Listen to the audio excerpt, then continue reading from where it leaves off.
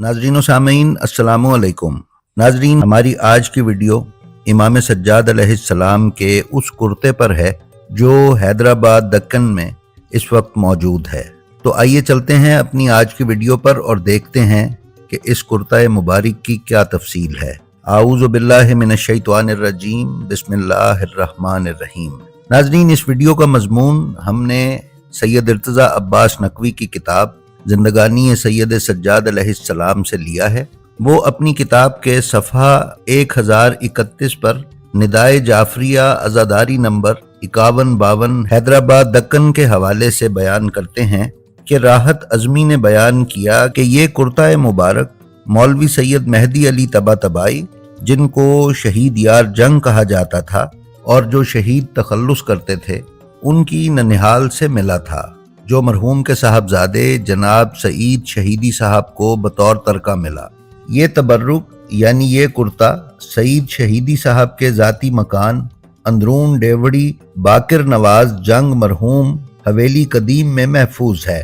हर साल 22 सफ़र को 9 बजे शब हुसैनिया नवाब इनायत जंग मरहूम में बादज मजलिस इस जामा मुबारक को शीशे के एक केस में रख कर इसकी ज़ियारत करवाई जाती है।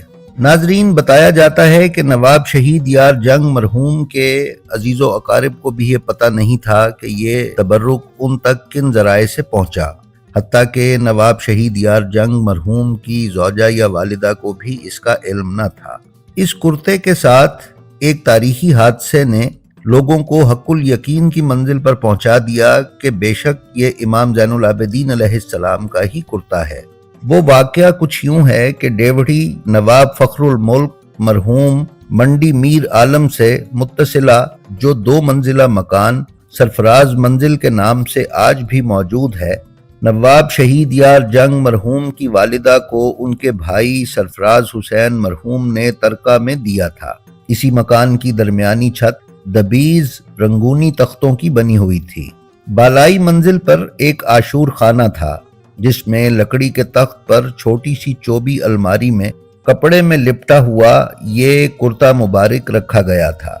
नवाब शहीद यार जंग और इनायत जंग मरहूम कहते थे कि एक दिन उस मकान को आग लग गई।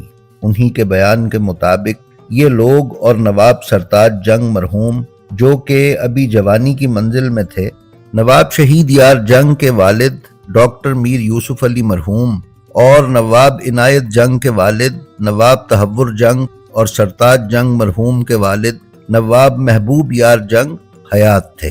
देखते ही देखते मकान शोला पोश हो गया। आग बुझाने के लिए लाख जतन किए गए, लेकिन सारी कोशिशें बेकार हो गईं।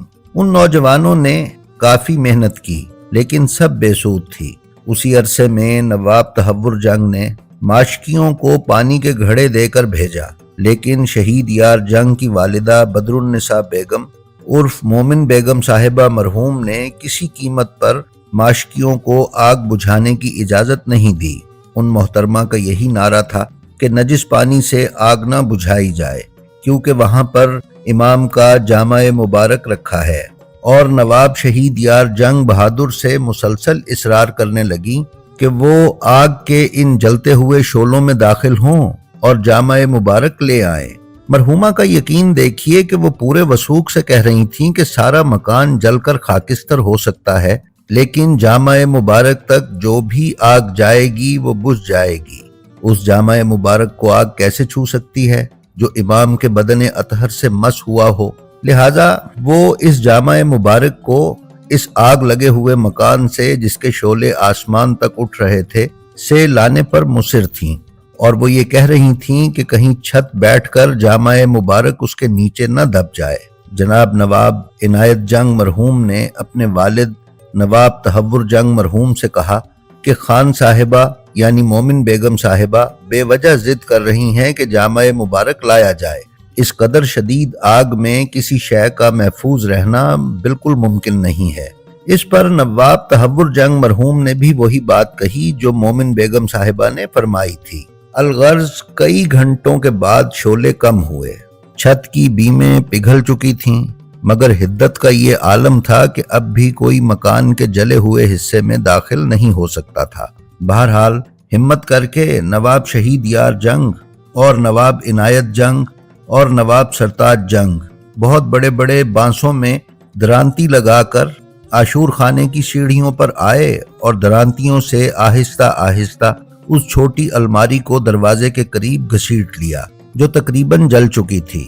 ان بزرگوں کی حیرت کی انتہا نہ رہی کہ جب انہوں نے یہ دیکھا کہ تانبے کی کشتی جوں کی توں ہے، یہی نہیں بلکہ 2 موم بتیاں جن میں ایک ادھ جلی تھی اور ایک بغیر جلی ہوئی تھی اسی حالت میں محفوظ تھیں اور جامع مبارک کو کوئی نقصان نہیں پہنچا تھا۔